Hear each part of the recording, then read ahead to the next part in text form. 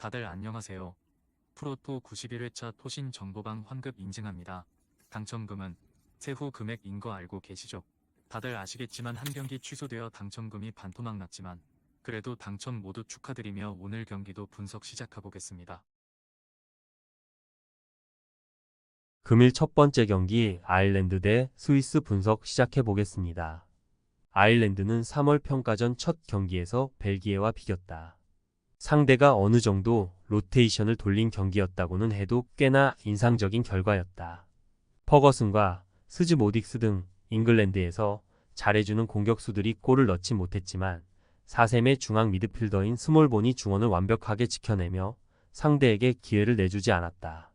스위스는 지난주 덴마크 원정 경기에서 무승부를 기록하고 아일랜드를 상대한다. 유로 본선 진출에 성공한 팀 상대로 고전이 예상됐지만 원정에서도 경기를 잘 풀었다.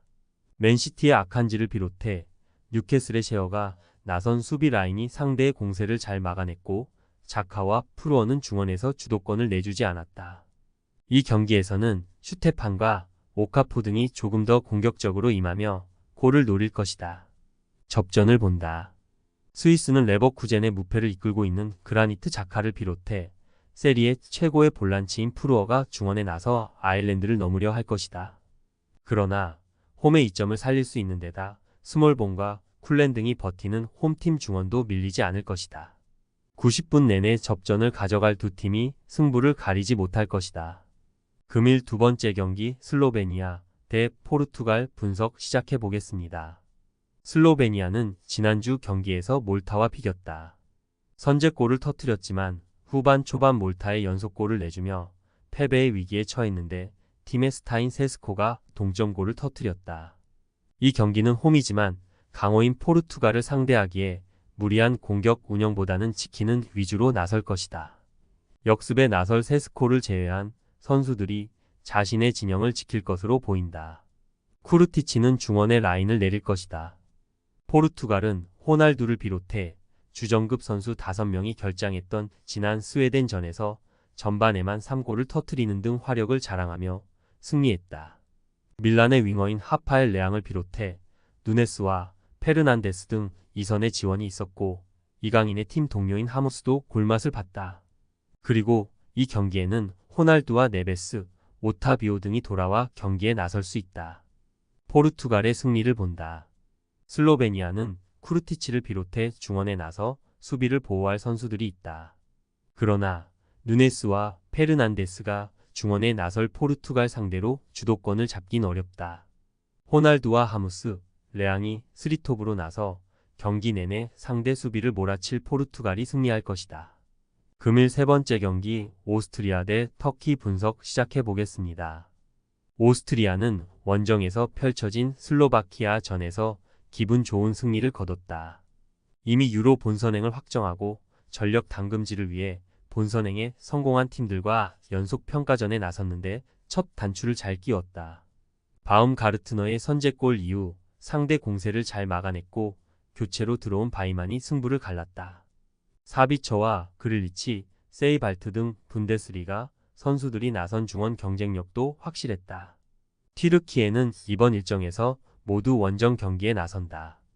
유로 본선을 앞두고 원정 경기력을 높이려는 의도가 있었는데 첫 경기에서는 헝가리에 패했다. 위날과 일디즈, 악균 등 유럽에서 맹활약 중인 공격진이 시너지를 내며 기회를 만들었고 차라노글루의 중원 존재감도 있었지만 골 마무리가 아쉬웠다. 접전을 본다. 요나스 빈과 사비처 등이 나서는 오스트리아 공격진도 충분히 해결할 힘이 있긴 하지만 카박과 셀릭 등이 나설 원정팀 수비가 쉽게 공간을 주지 않을 것이다. 튀르키예가 연패를 피하기 위해 공격적으로 나설 수 있지만 홈의 이점을 살릴 수 있고 탄탄한 수비를 가동할 헝가리가 패하지 않고 경기를 마칠 수 있다. 금일 네 번째 경기 우크라이나 대 아이슬란드 분석 시작해 보겠습니다. 우크라이나는 적지에서 열린 경기를 승리하고 플레이오프 결승에 왔다.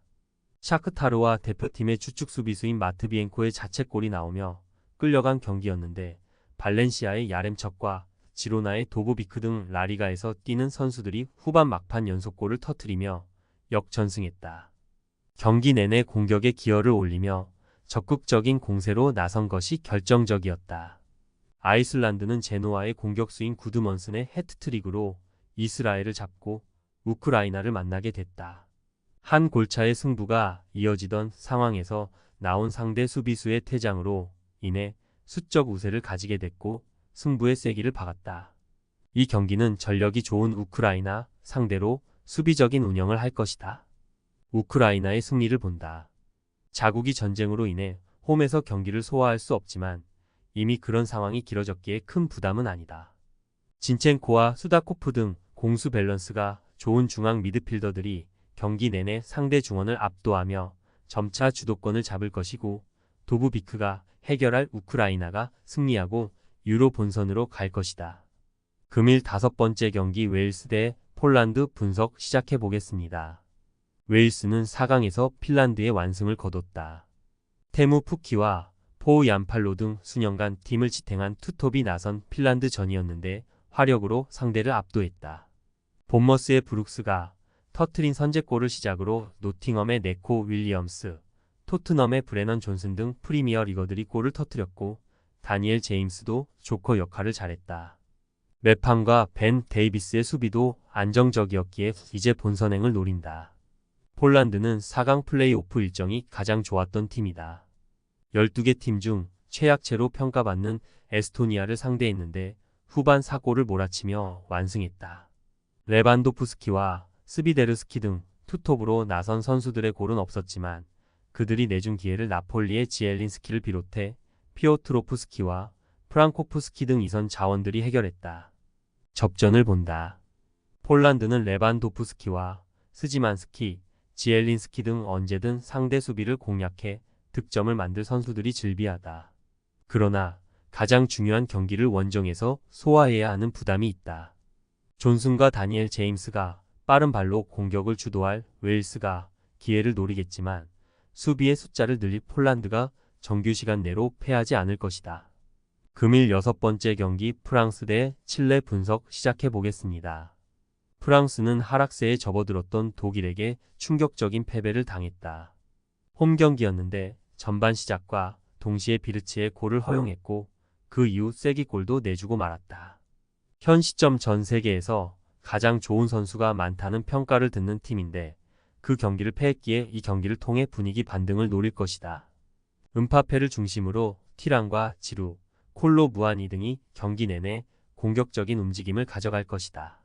칠레는 지난 알바니아전에서 미네이루의 공격수인 바르가스의 선제골을 시작으로 2골을 더 뽑아내며 승리했다. 상대가 유로 본선으로 간 팀이었기에 어려운 경기가 될 것으로 보였지만 경기 내내 상대를 압도했다. 알렉시스 산체스를 중심으로 다빌라와 오소리오 등은 경기 내내 상대 수비를 공략했고 디아즈는 수비를 잘 지켜냈다. 프랑스의 승리를 본다. 칠레는 에체베리아와 누네스 등 팀의 주전 미드필더들이 중원에 나서 상대의 공세를 막아내려 할 것이다. 그러나 라비오와 카마빙가가 점유율을 가져올 프랑스 상대로 90분 내내 버티긴 어렵다. 음바페와 콜로 무아니 등의 공격적인 침투도 있을 프랑스가 승리할 것이다. 토신 최종 조합은 영상 아래 고정 댓글로 말 걸어주시면 토신 정보방에서 무료로 공유해드립니다. 제발 손해보면서 토토하지 말고 다같이 웃으면서 즐겁게 베팅합시다. 함께 하실 분들은 부담 갖지 마시고 편하게 말 걸어주세요.